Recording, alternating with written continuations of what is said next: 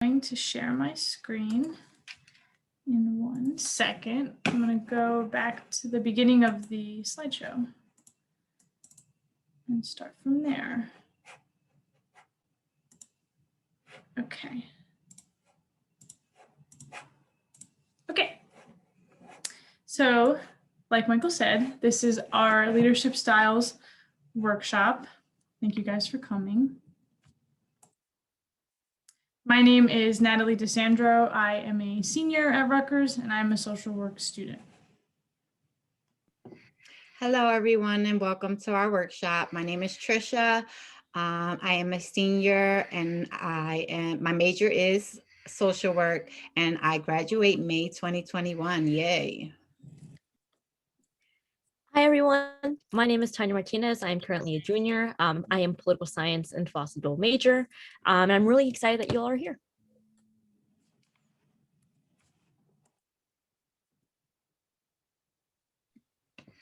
So the objectives today for our leadership styles workshop will be to define and explore concepts of leadership. We will dive into the most common leadership styles, connect these ideas to our own practices of leadership, practice our understanding with an activity, and close out with a discussion about leadership principles.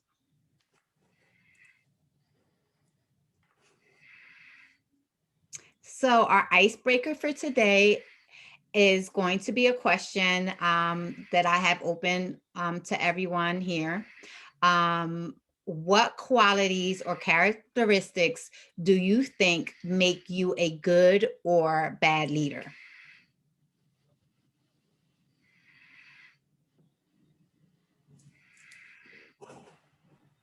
Being hard-headed definitely make you a bad leader. You know, unwilling to change.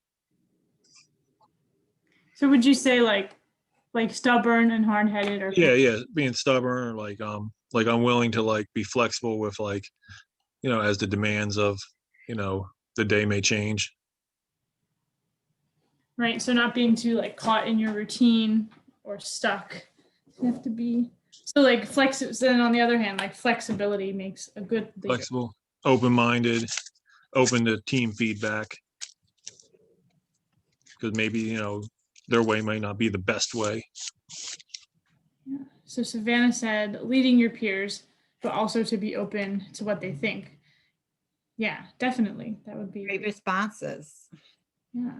What about you, Natalie?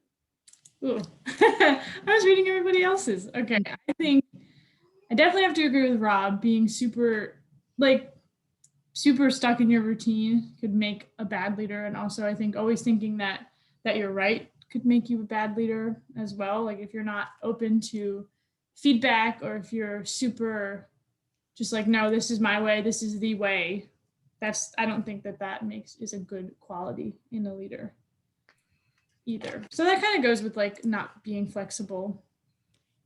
I like this thing in the chat that says knowing when to step back. I think that's a really, really good thing to remember and think about is you're, you know, leading and you're uplifting others.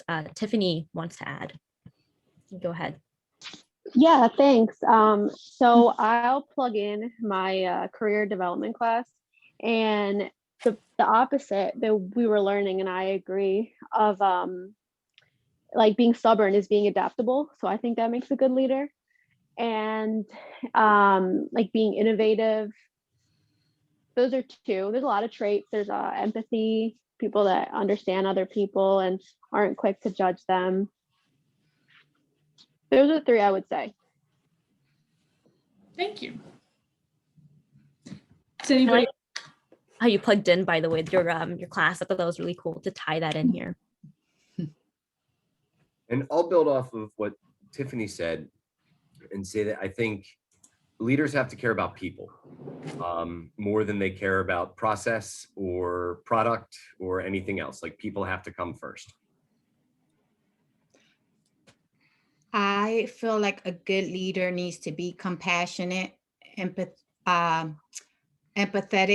to others, and just have an open line of communication where someone isn't fearful of, putting something on the table, or if, they're feeling like something's not right and they come forward to this leader is going to be open to whatever they have to say and not, make them feel like they're a horrible person, or, or that what they feel doesn't matter.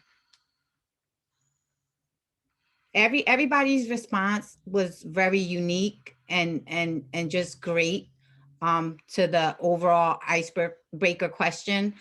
So that was fun. So what does it mean to be a leader? Leadership is a relational and ethical process of people together attempting to accomplish positive change. A leader is any person engaged with others in the leadership process, regardless of his or her role within the hierarchy.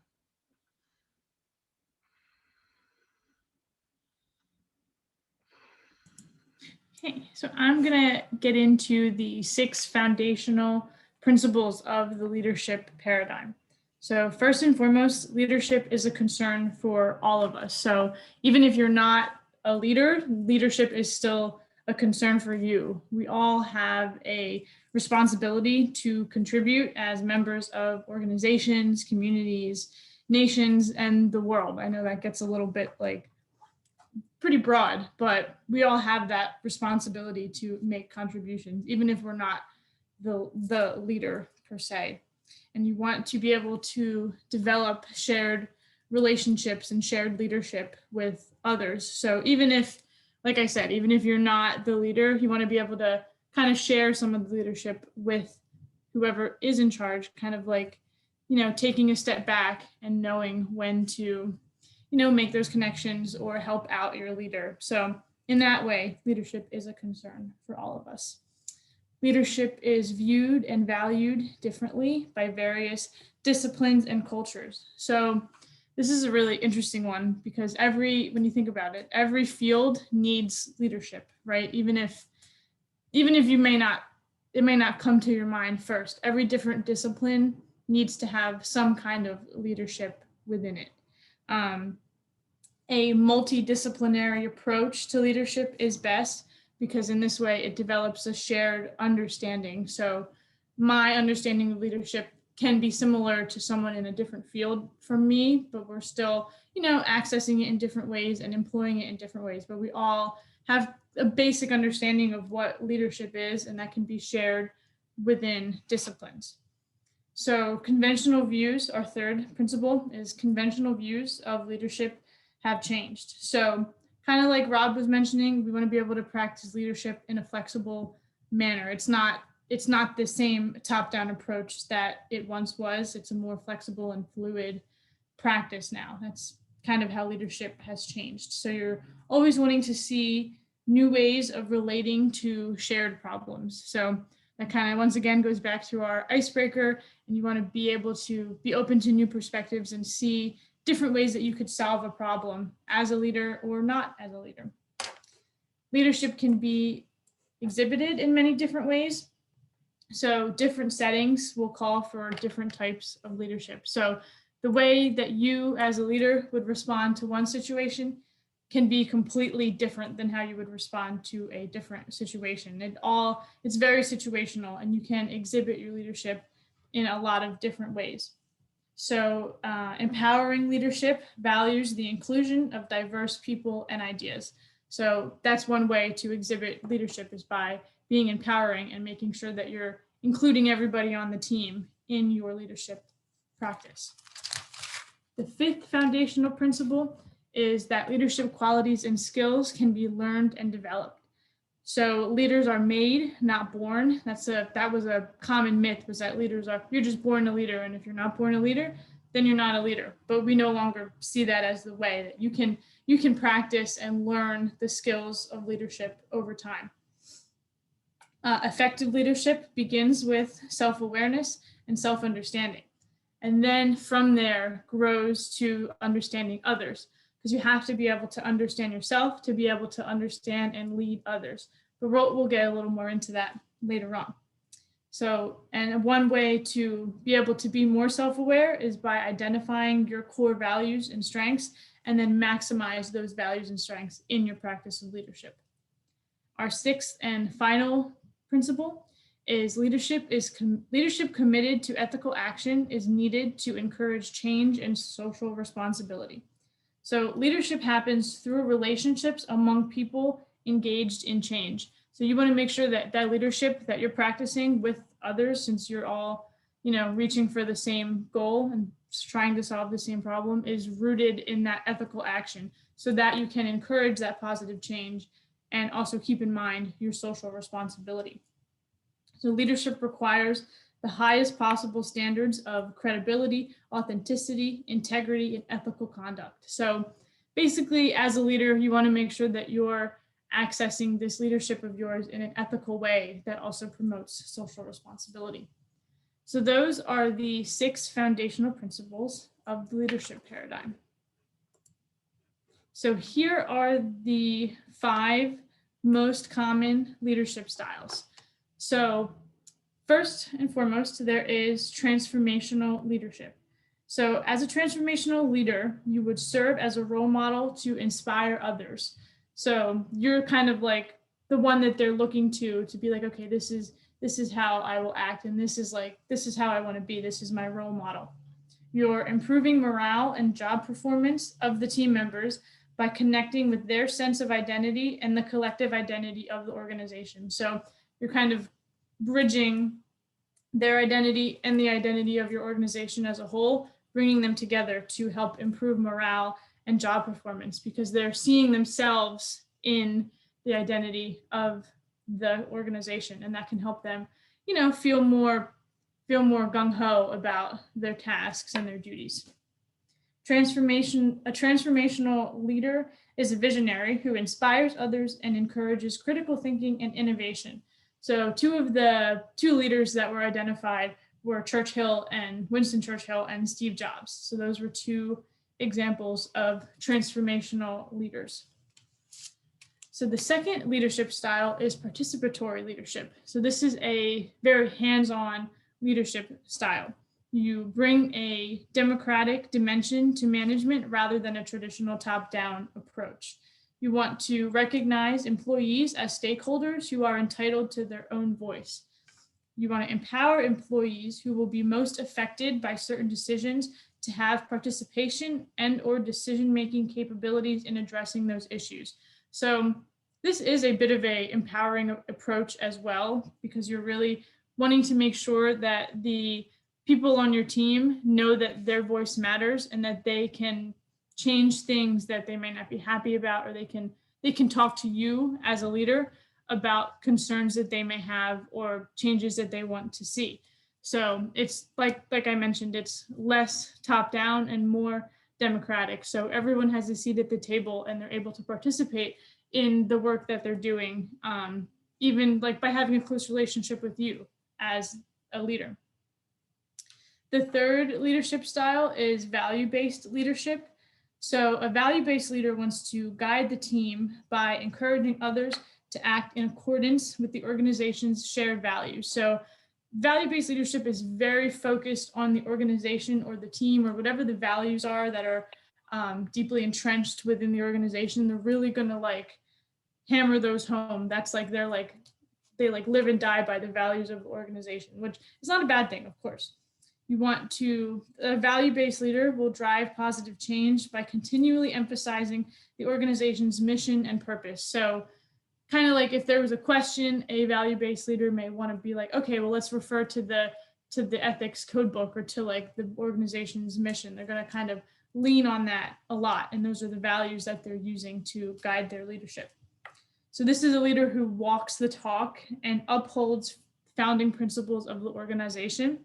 And this type of leader is driven by the core values of the organization. The fourth leadership style is situational leadership.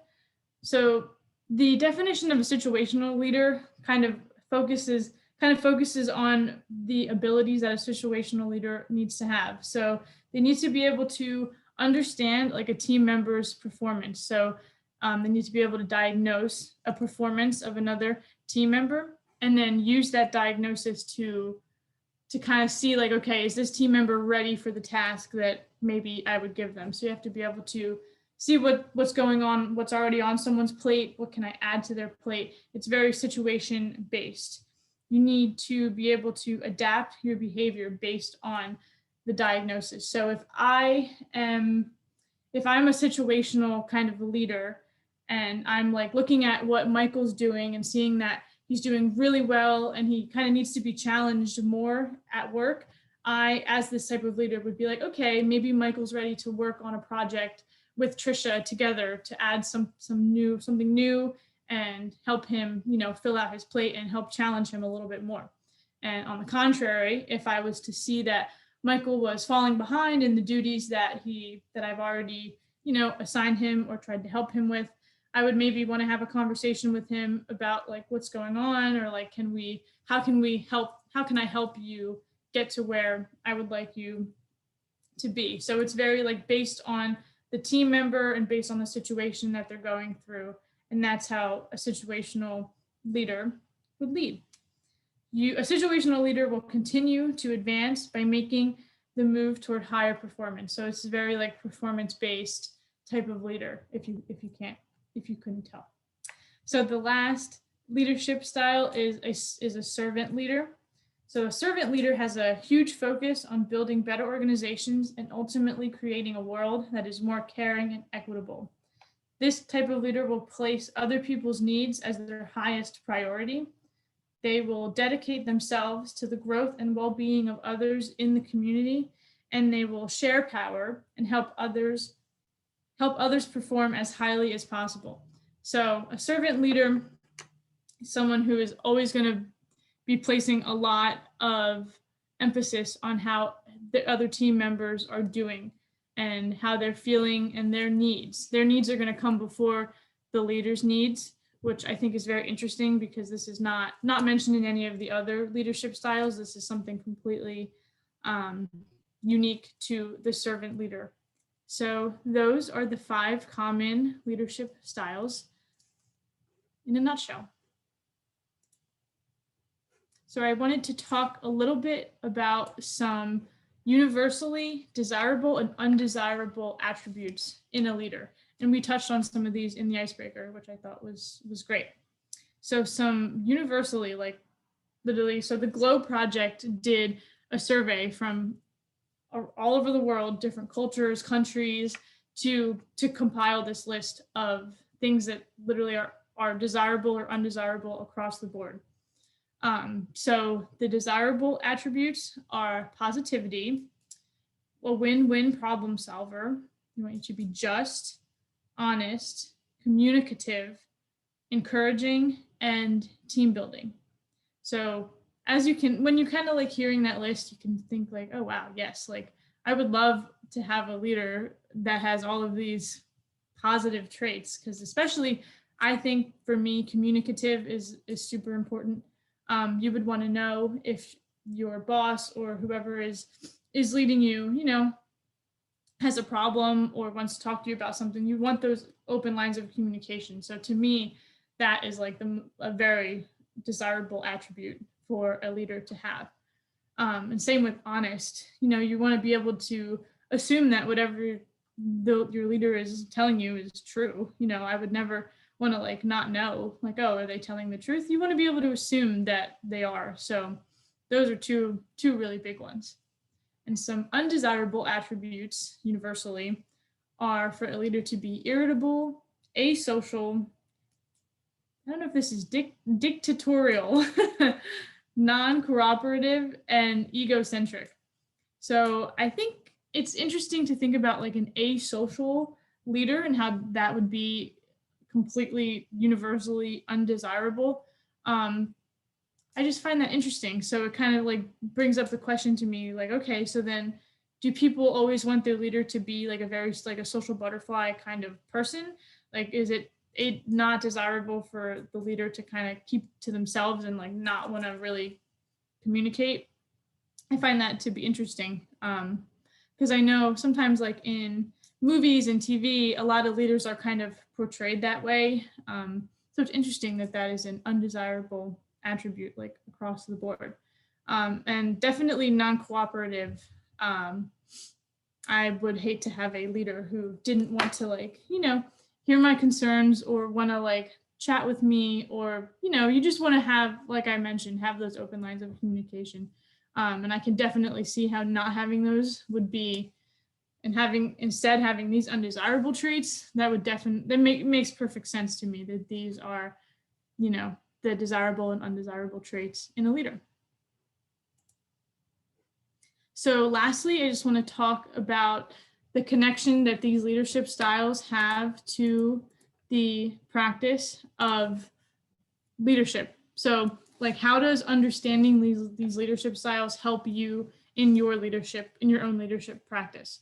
So it all starts with self-awareness. So if you are able to see those leadership styles and be like, oh, I feel like I fall best in transformational leadership, you can understand and identify the strengths and weaknesses of that style to better understand your own self, right?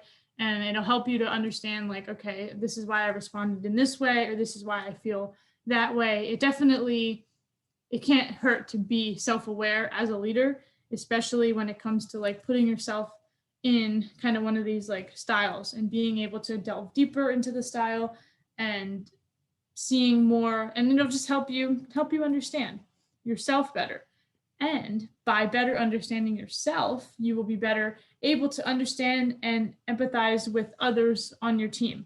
So this was mentioned earlier, but being able to understand yourself, you can kind of extend that understanding to the people that are around you. And that in turn will help you to become a better leader. If you're able to empathize and understand others on your team, you're going to be able to better understand their needs and see what you can do to help them and how you can lead them.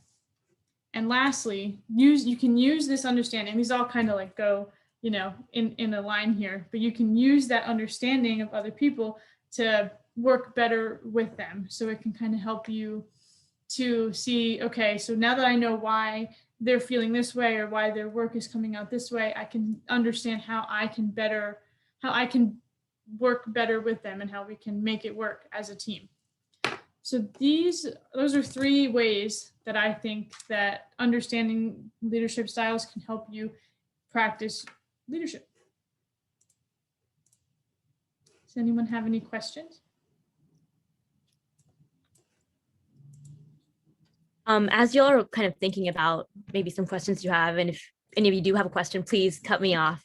But if, as we're all kind of thinking about all these concepts, one thing that I want to maybe, pull out of all of you is, how is this changing the way that you like traditionally viewed leadership from, I think oftentimes we think authoritarian and, this idea of like, oh, this leader is, X, like, how is that shift to, what we introduced now, these different leadership styles? So just wanted to hear from some of you, if you can, like, about this shift. Well, one thing I've noticed in my from when I was working before I went away to now is, and it may just be my particular experience, but I'm hoping that it is indicative of a change that's happening, in general. But I had a boss that was he was a micromanager, and like every little thing you did, he wanted to be on top of and make you do it a specific way. And it really was counterproductive in the end. And he was so rigid, didn't want to like listen to reason. It was his way or the other way. And now where I work, it's kind of like, it's more fluid, and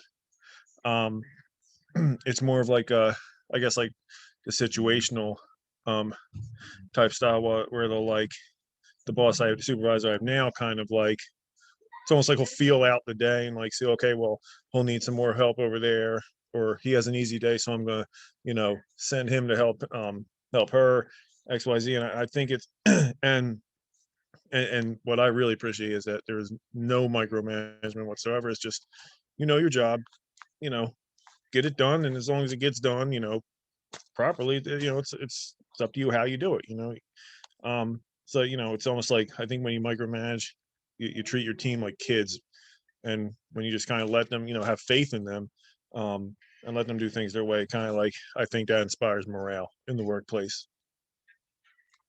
So true, Rob. That was a really great response to Natalie's question. As Natalie was going over the desirable and undesirable attributes, I couldn't stop but think of how the manager at my job, you know, all the qualities in undesirable, it was like it was her. And and that was just disheartening to go over, knowing that I work with that type of leader.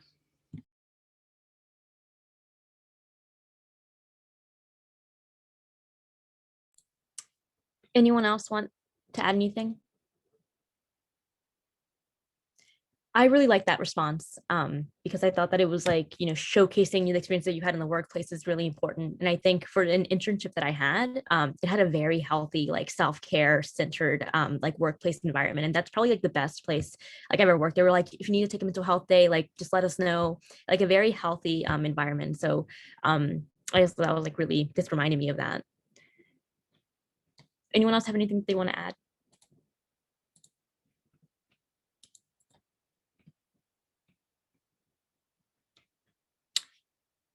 Awesome. Well, if not, we can move on to the experiential section of this presentation. And so, I am a huge comic book nerd. I have like a Legion ring from DC Comics. Like I have comic books to my left. Like I love comic books. And so I wanted to engage with all of you because I know that a lot of us have watched like the Marvel movies. We've seen the Avengers. But if not, like I'm gonna just give a little bit of an explanation. But in this activity, you all, congratulations, are a part of a leadership position at SHIELD. And SHIELD is just a special law enforcement agency that deals with like superhuman problems, in this universe. And so oftentimes, if an alien crashes into the world, like we're the ones that deal with it. So we're under direct order from Nick Fury. He's the top guy. And so all of us right now are just, having to manage people. That is essentially what we are as leaders. We're managing people. And so how this is going to work is I'm going to put a scenario in the chat and I'm going to give you all about 5 to 7 minutes. You're going to read through the scenario and you are going to give what you think is the best approach to this leadership scenario that I'm going to give you. I'm going to have a link to a poll and then you may have to type it in yourself. I'm not really sure if Zoom will show it as a link, but just type in the activation number and then you'll fill out which leadership style you think best handles this. And then, once everyone has filled it out, we're gonna like all talk about why we chose the one that we did. And so I am gonna put that in the chat right now. Natalie, if you can go back to the 5 styles of leadership so y'all can reference it. But here's the scenario. I'm gonna put the timer on and I'll let you know when you have about a 2-minute warning.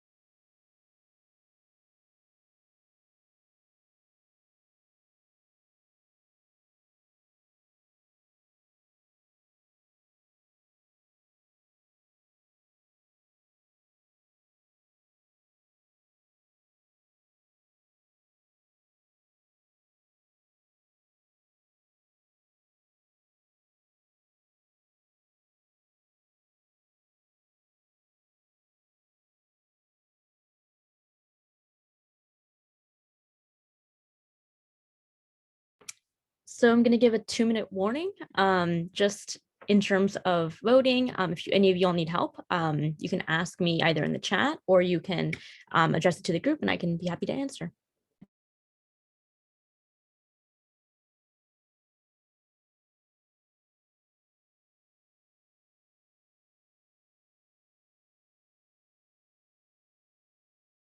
Also, as we wait, be sure to be thinking about, you know, why you picked the answer that you did, because we are going to be talking about, you know, our responses.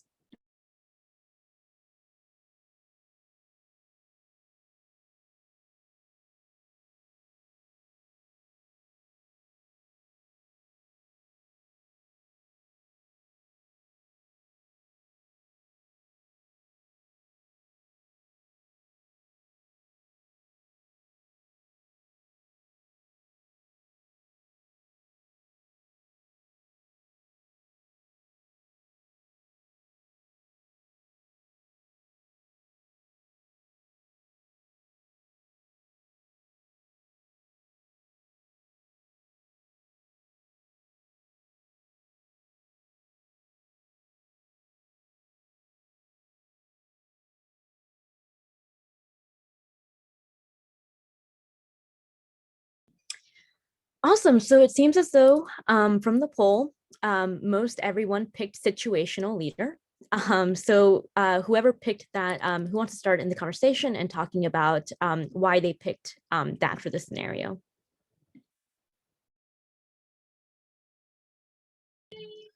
I picked it because I saw that there was mostly, well, it was all new people who had who were falling behind. 7 of them did communicate, and either 3 didn't, but maybe because they were overwhelmed. I just think like the situational leader would shift support, you know, from the more senior members of the administrative team to help them get the job done, because maybe they just, you know, didn't know some techniques that some of the more senior level shield teams did know that allowed them to get their work done. So that's why I chose situational leader.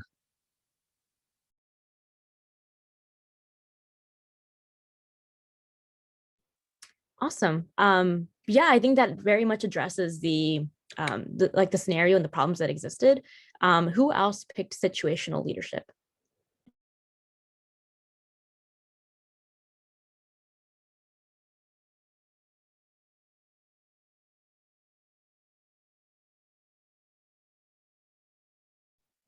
Michael, do you want to share why you picked it?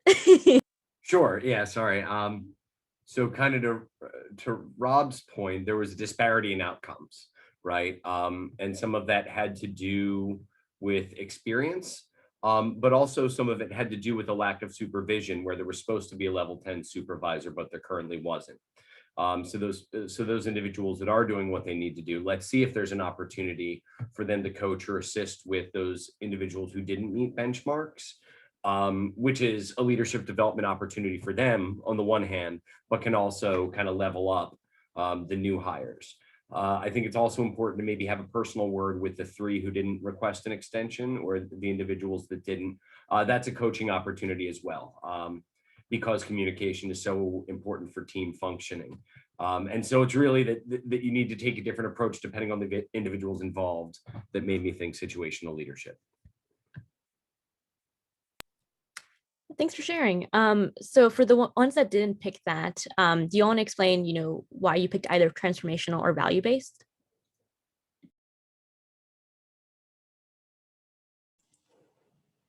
I chose value-based because when I was reading that and I was thinking like, okay, so we're doing, okay, just as a disclaimer, I know slim to none about this, about like Marvel and Avengers and everything. So if I sound like I don't know what I'm talking about, that's because I do or I don't. But anyway, I'm like, okay, it sounds like we're doing some like pretty important stuff here, like life-saving or life-threatening stuff. And our whole point of our organization is to like prevent catastrophe or to mitigate disaster.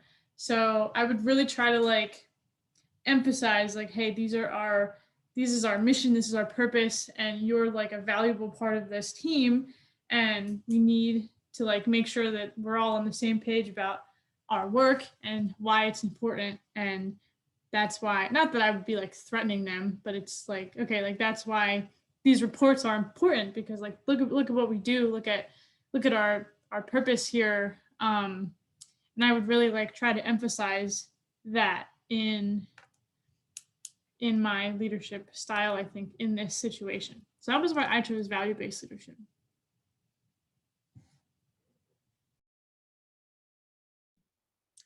Awesome. Anyone else? I chose servant leadership was my number one, was my top pick, because I would want to put the new employees' needs ahead of my own, put their needs first, and dedicate myself to helping them. And you know, just sharing power with them, and not, you know, them not thinking I'm the boss and, you know, this is how it's going to be, you know, just letting them know, okay, somebody dropped the ball, we're just going to do this together and we're going to get this done and get it done right. But no answer is the wrong answer when choosing a leadership style. So I did have one there. One of my other choices was situational and participatory as well. Awesome. I'm going to go ahead and put scenario 2 in the chat. And so I'm excited to see what you all think. And yeah, like Michael said, like there's no wrong answers here. So you all can just, you know, share what you all think. I'm just going to do that now. It's not letting me.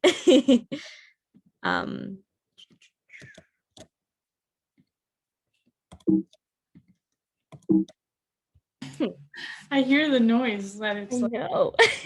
bumping you out. Don't understand why. Okay. That is really weird.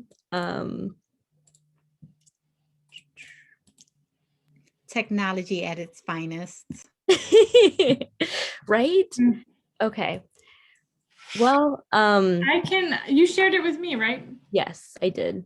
Okay, just give me 1 second, and hopefully I can put it in the chat for you guys to read.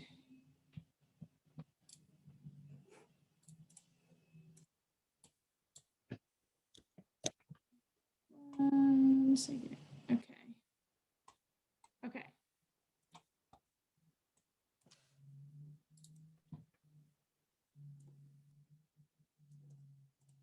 And true. Okay. Oh, would you take? There you go. And let me share my screen again so you guys can see. Yeah.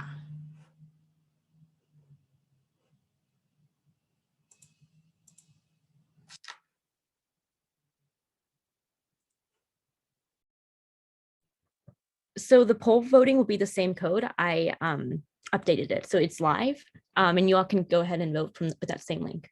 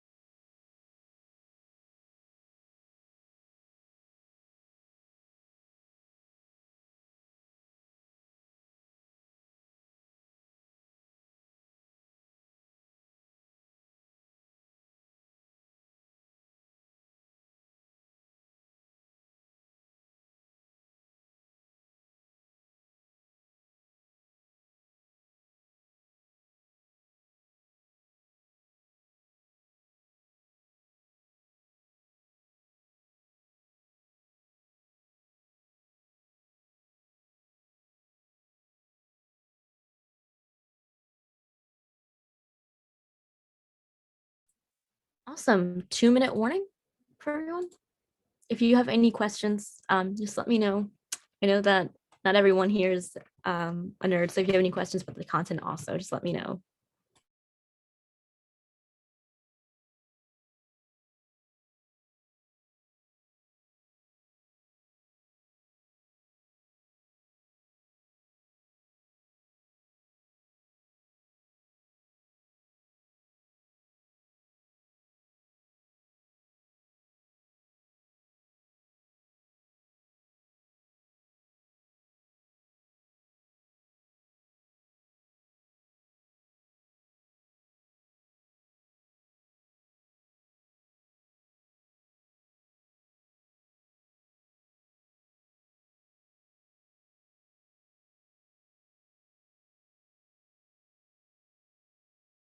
Awesome. I think we got everyone. So does anyone want to share what their thoughts were on this?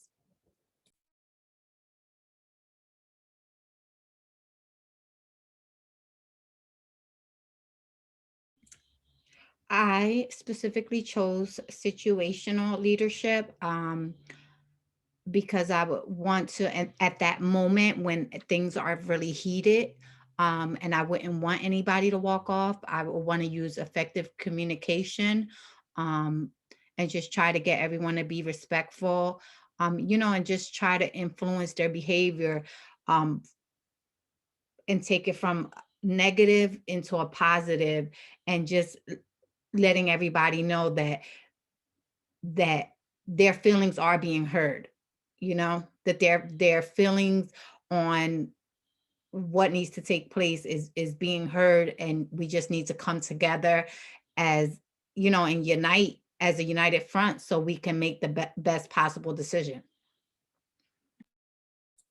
Yeah, it's a really good point. Savannah in the chat had said that she picked transformational because it highlights the points of encouraging critical thinking and but also making sure this thinking contributes to a collective identity, one that all individuals would take part of. And I think especially in this scenario, all of them do want to care and have that shared need to serve. So I think, having that, kind of with the identity and the, encouraging others to think about how to resolve this, there's a lot of opportunities there. Anyone else want to share?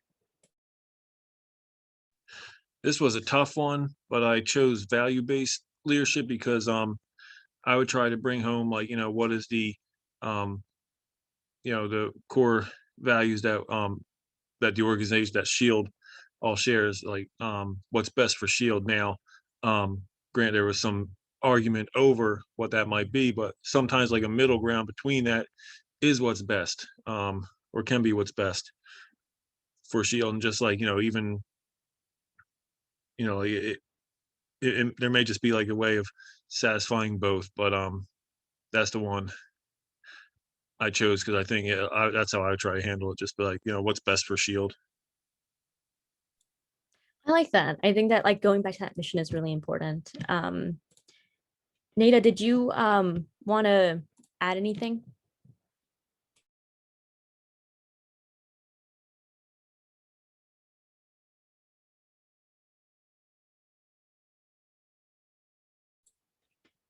It's okay if not. You can also type in the chat if you're more comfortable with that. Awesome. Yeah, transformational. I think a lot of the time we have this want and desire, like, there's this leadership style, but it oftentimes is, not just one. And it seems like everyone's responses so far, they seem to be kind of like leaking into the other ones. And so I think it's important to consider, depending on the situation, you tend to combine maybe 1 to even 2 or even 3 of these. That's another thing to consider. And because we are low on time, unless someone else really wants to, add anything else, we can go ahead and move on to the discussion portion.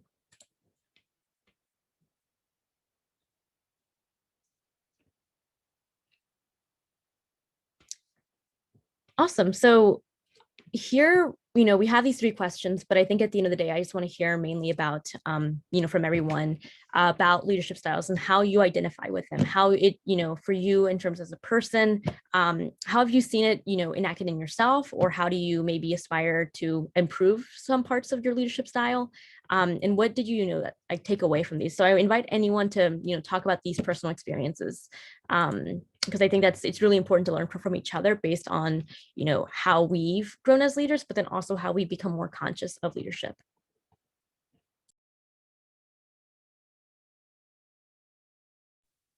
There was a time when I was temporarily acting line leader, as they say, at my previous job, the same job where I had the boss who was a micromanager, but the line leader beneath him she went on vacation for a month, and they put me in charge of just basically assigning the tasks and everything. And I really leaned, looking at this, I realized that I leaned heavily on the situational, because it was kind of as jobs would come in, I'd be like, okay, who would be the best person for this job, that is available. And I would assign it that way, and then be there for support with some of the big jobs that needed help. I found myself floating around instead of really working on something a project on my own like I normally would. I kind of took I guess I take for example, the values based one for granted, sometimes in a job like that, because I figure, we all have that already, or else we wouldn't be here. But I think I've learned too is to kind of be more cognizant of other styles, because that may not be the case, where we can't just assume that, we all have the same kind of goals in mind. But just to answer that question, I really identify most with the situational.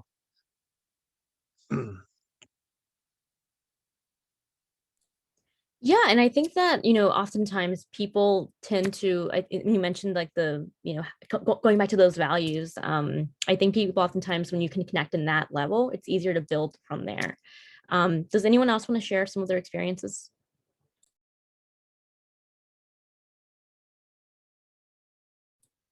So I never actually thought of myself as a leader, to be honest with you. I'm sure a lot of people go through that too, where they're like, oh, I'm not a leader, so it doesn't really apply to me. But, past jobs I've had, seeing who the leader is there, sometimes it'll blow your mind, but that's beside the point.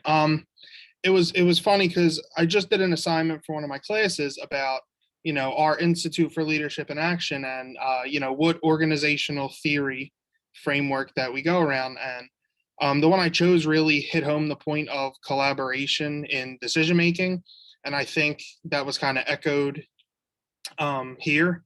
A lot of the discussion, a lot of people mention, hearing the voices of others. So I think that's kind of the big takeaway from multiple areas of things I've been learning about leadership and, the past 2 days. And I think that's something, as I, go through life and start to, take on more roles and things like that, I think that's something that I have to resonate with, because it's something that was never done, from the leaders I was under before. So I think collaboration and, group decision making is probably a big thing for me. Right. And I think a lot of us do go through that mentality that, because we're not in a leadership position, because we don't have that title, we are therefore not a leader, when that is definitely not the case. I think oftentimes a lot of leaders are in a room, even though only maybe 2 hold the title. There tends to be maybe a lot of leaders in the room. And it very well also could be that those that hold the title aren't actually the leaders in the room.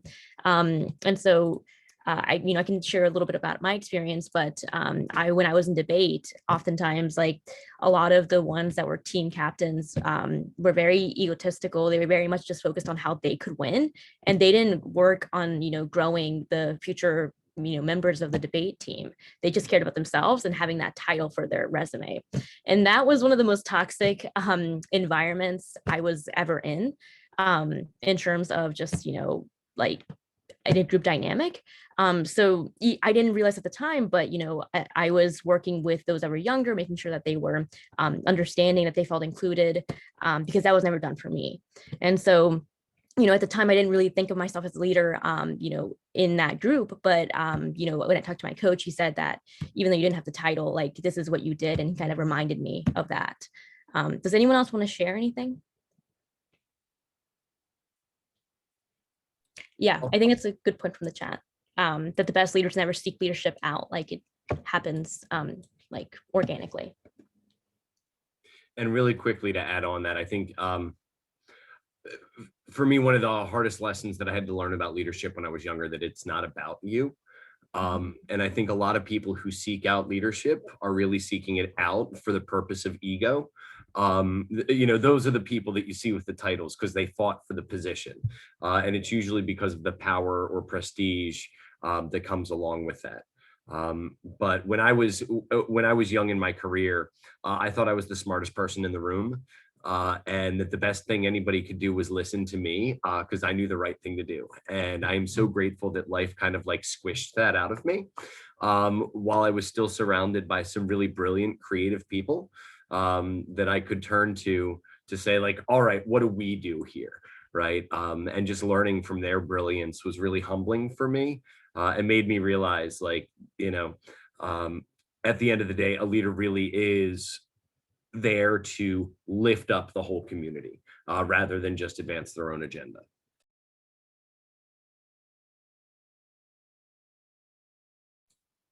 Yeah, I 100% agree. And I think, reflecting on your own leadership, reflecting on your own experiences is really important. And I know that when I was like in high school and I was like section leader in the band, like the culture was that you were authoritarian, that you commanded them. And that was my leadership style when I was like early high school. And looking back, that was not the way to do it. Definitely. That's why it wasn't even included in any of this discussion. Never is it really just, I command you, like military style. That isn't actually a realistic way in which to lead people. Because, that's just asserting power over another individual. And so, I think that's like why I mentioned for like traditional views, that's kind of how I viewed it, because that's how I was taught. But that's really, I was able to, it was like a weird like mixture of me accepting that, using that, and then actually using these leadership styles more so as I grew older. Anyone else want to share their experiences? We are, I think, out of time soon, but if anyone like wants to share, you can.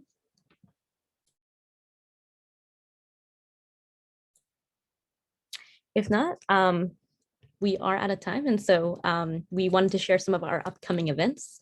And so on Tuesday, March 2nd, we have an experiential learning workshop. I think this is next week, right? And then professional communication and network workshop. So Michael, if you want to speak a little bit about this as well, you can.